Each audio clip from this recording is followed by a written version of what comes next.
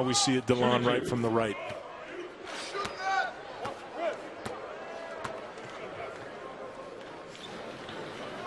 One more. DeLon right at the free throw line guides this one in. For the Bengals, number 55,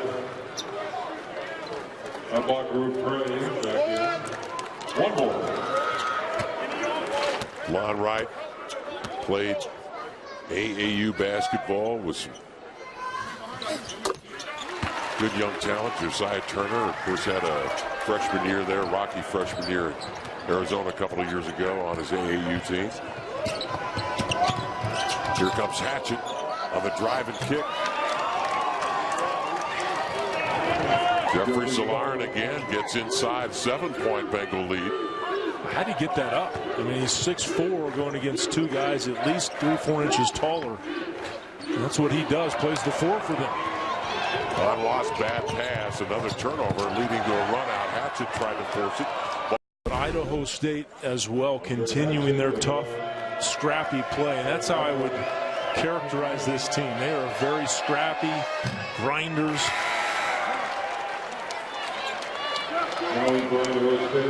But short-handed, and they know that.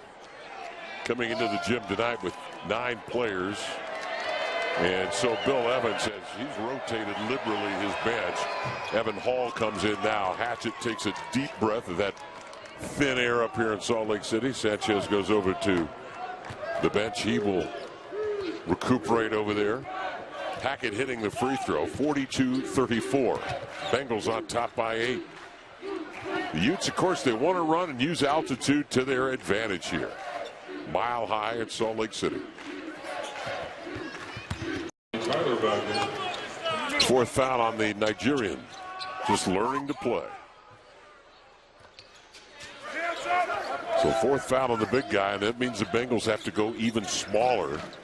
Praise their largest player at 6'9", about 225. Out of the corner, raising his leverage. Tipped and controlled by Hatchett of the Bengals.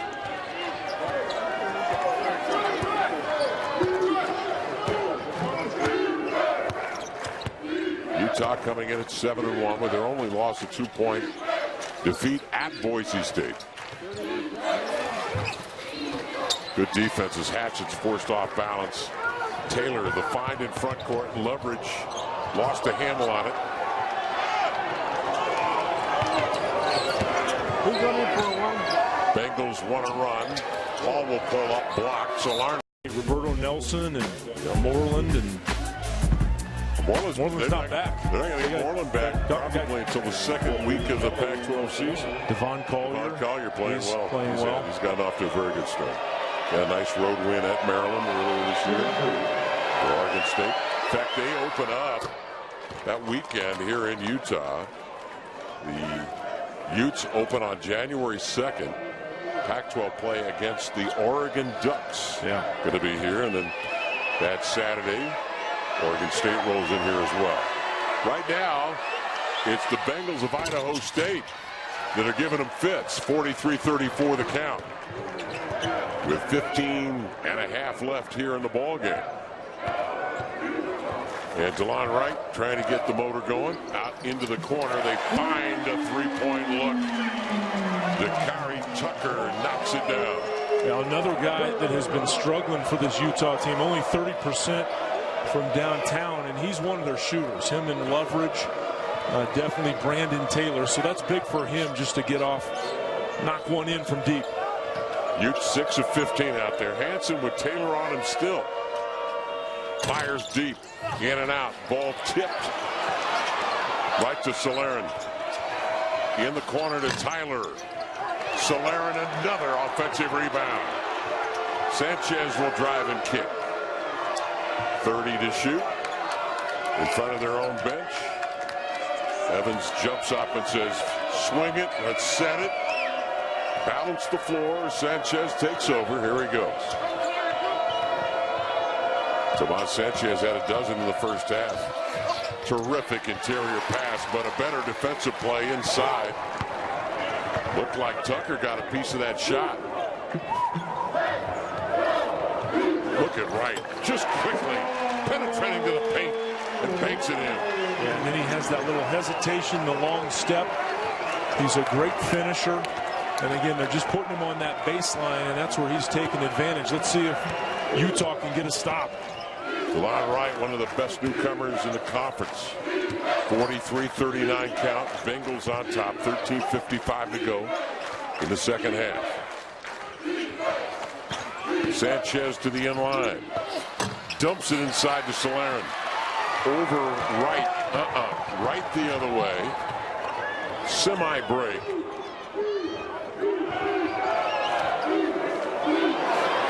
Baczynski in the game, and a drop step put Uckin in on the drop step. What a play by Baczynski.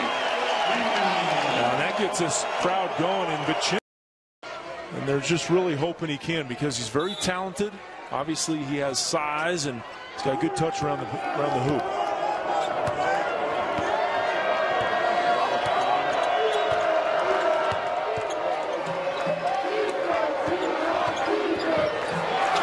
Spins on right and just did get rid of it.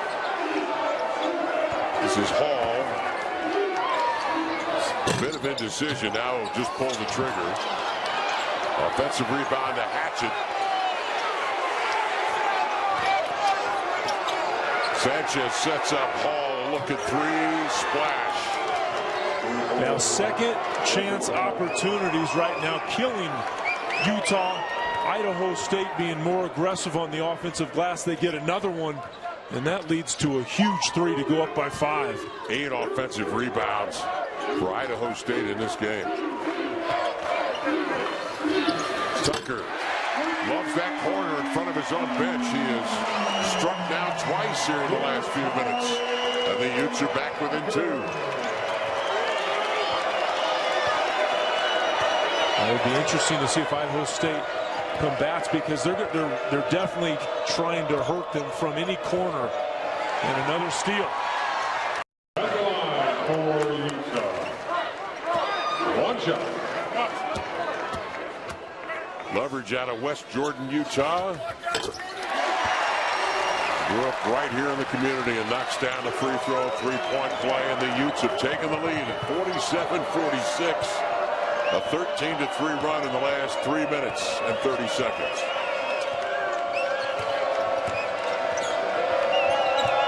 Utah extending the defense. Paul got a look. Hatchet runs over for the offensive rebound. Another non-box out by Utah on offensive board for Idaho State. Idaho State down 1, 11.5 minutes to go in the game. They've done some things extremely well. They may have turned it over there. They don't call the walk, but a blocked shot is controlled by Utah, and Taylor the other way. In transition, Leverage trying to bring the house. Idaho State only shooting 21%, but I think the tweak he made was in that matchup zone. He just couldn't get the ball into that free throw line area that they wanted to get it to.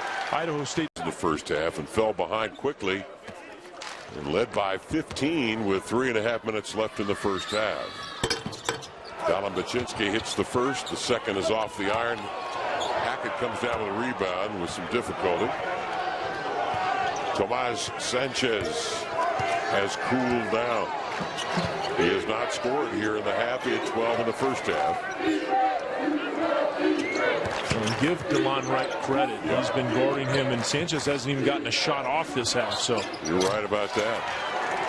Tyler, baseline jump shot, knocks it down, and Idaho State back into the tie at 48. Wright spots a seam. The defense recovers. Leverage on the wing.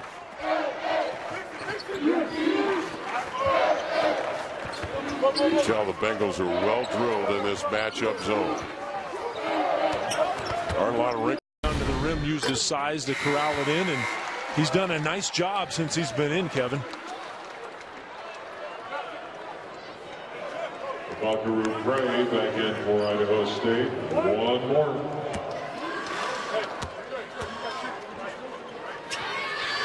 Just get the line. He drilled them both. He has given the Utes a big lift.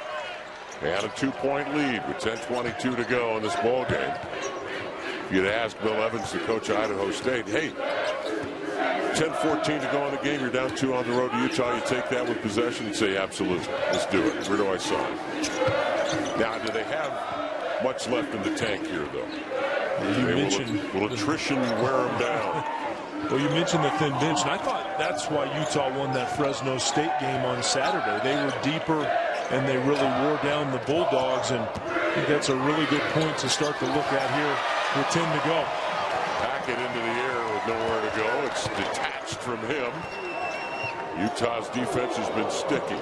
Right, man. Getting back into shape, and had a big article on him today, didn't they?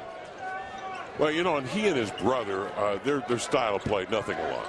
Yeah, totally different. His brother is a long, lean, rim-to-rim shot blocker. Yep. Who has got some skills down on the low block. It looks like Dallas is trying to feel things out and just discover himself. What kind of player am I? And the Utes experimenting with him as well. As you mentioned, didn't play against Fresno State. Matchups weren't there. They were playing small on Saturday, and then he only played, I think, a dozen minutes. Very limited time against Boise State, at 4 points and a couple of rebounds. So that's why the Utes playing this early schedule are experimenting a great deal, and no doubt they're going to need him when this season opens up in the Pac-12. Yeah, because they don't have.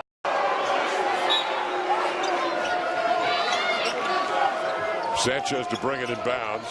Utah zones on the inbounds. Solaren inside to Sanchez. Was that a terrific pass? Traffic, as you mentioned, Casey, that was big time for a point guard.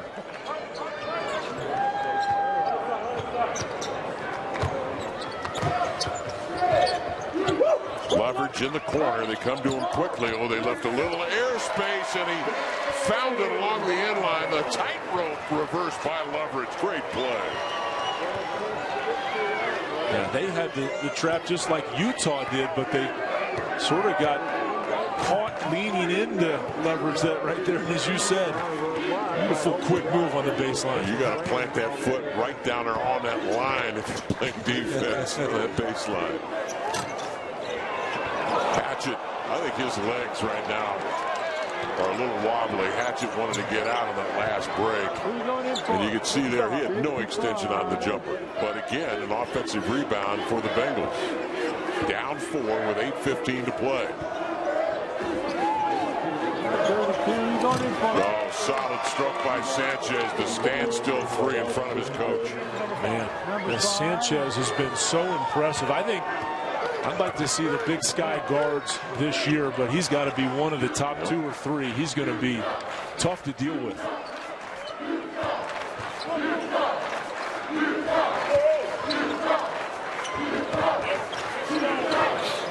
Well, they rotate. They got to get to Tucker. That's the 3rd 3 that Tucker has hit in the second half. Well, again, that's the corner baseline shot, and we heard Coach Bill Evans say before the shot that was too slow. The rotation didn't get there enough. Pray, the big man, he's good inside, but not quick enough to get to the corner. And he told us before the game, we ask our big guys to do a whole lot in this matchup zone. Sanchez tried to cut inside, ball ripped away. Hackett recovers. Oh, a terrific move to get there. A lot to do with that, altering minds and hearts as they attempt to take it into the paint. Yeah, he is acting like his brother, and that's a over and back down, and you can see it in just about every phase right now. Tucker's in the corner again. Leverage though drives inside, rejected by the Bengals, and here they come. Justin Smith leading to a Hanson run out and a bucket.